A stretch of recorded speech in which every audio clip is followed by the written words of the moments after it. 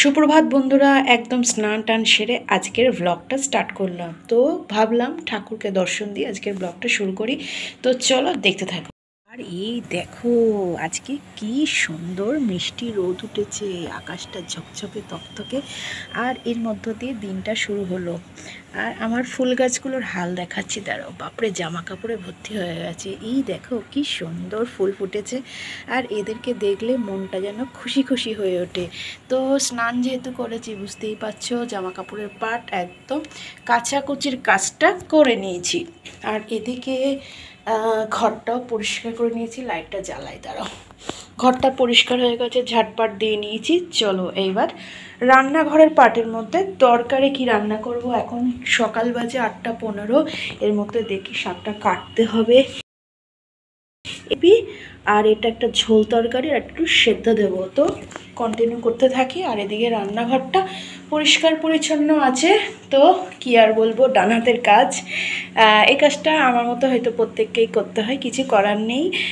আজকে প্রচণ্ড পরিমাণ ঘুম হয়েছিল, বুঝতে পারলে সকলে। তো এত ঘুমিয়ে গেছি, আমার আজকে আর উঠতে ইচ্ছা করছিল না। তো বাড়ি থেকে ফোন আসলো, ঘুমটা ভাঙলো। তো মাঝে মাঝে এরকম হয়ে থাকে, কি টুকিটাকি, তাই তো।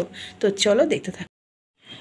ঘড়ির কাঁটায় বাজে 8টা 15। স্নান টান করে জামা কাপড় মেলার পরে এই যে রান্নাবান্নার পাটে লাল শাক কালকে নিয়ে এসেছিলাম, এগুলোকে কাটবো। আলু বরবটির তরকারিটা করবো, আর একটু আলু সেদ্ধ দেবো। তো রান্নাঘরটা পরিষ্কার করেছি বলতে রাত্রিবেলার বাসনপত্র মাজা থাকেই। তো বোর লাগলেও কিছু করার নেই। বিষয়টা হচ্ছে রান্নাঘর হচ্ছে ডান হাতের কাজ, এখানে সকলকেই আসতে হবে, কি তাই তো। আজকে অনেক ঘুমিয়েছি, মানে আমার ঘুম থেকে উঠতে ইচ্ছা করছিল না, কিন্তু কিছু করার নেই, উঠতে তো হবেই। তো অনেক দিন পর যেন এইভাবে অনেকটা ঘুম হলো আর কি। আর বাইরের ওয়েদারটা তো দেখতেই পাচ্ছ, ঝকঝকে তকতকে, অনেকে নিজেদের মতো কাজে ফিরছে। তো যাই হোক, কিছু করার নেই। এইরকম ঘুম মনে অনেক দিন পর হলো, উঠতে ইচ্ছা করছিল না। তো বাড়ি থেকে ফোন আসলো, ডেকে দিল, তো উঠতে হলো। তো চলো রান্নাবান্নার কাজগুলো করতে থাকি। তারপরে আজকে হয়তো রেসিপি শেয়ার করতে পারবো না, কি করব। তার রান্নাটা কমপ্লিট করার পর তোমাদের সাথে আবার দেখাবো। চলো ঝট করে, একদম এত ঘুমিয়েছি, চোখগুলো পুরো ফুল হয়ে গেছে, ফুলে গেছে।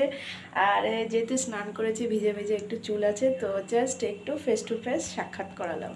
ফাইনালি দুপুরের রান্নার মধ্যে একদম ঝটপট করে দেখাতে সময়ই পাচ্ছি না।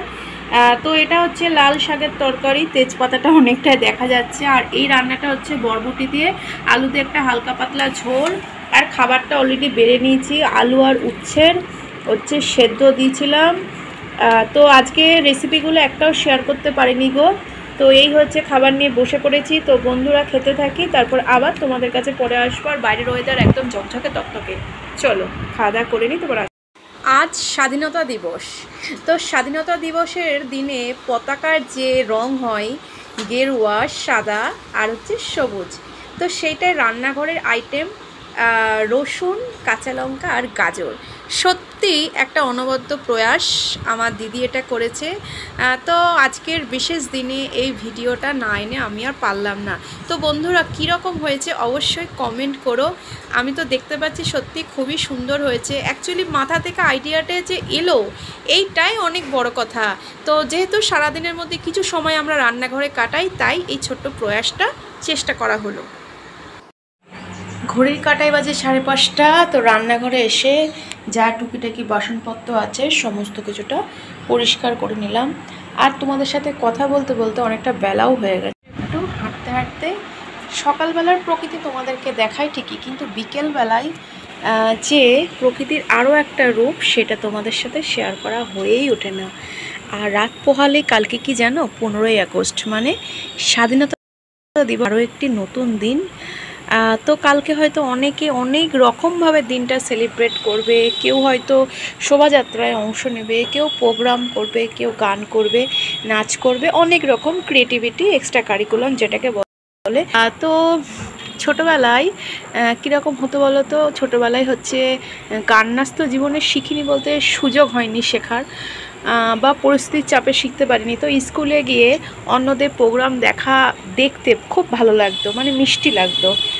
আর সেই দিনগুলোর কথাই এই 15 আগস্টের দিন যখন আসে, 23শে জানুয়ারি আসে, সেদিন খুবই মনে পড়ে। তো কথা বলতে বলতে গাছের পাতাগুলো দেখছি অনেকটা বড় হয়ে গেছে, ফুল গাছগুলো একটু নিড়িয়ে গেছে, তার কারণ এই ফুলগুলো সকালবেলা হলে খুব সুন্দরভাবে ফুটে ওঠে।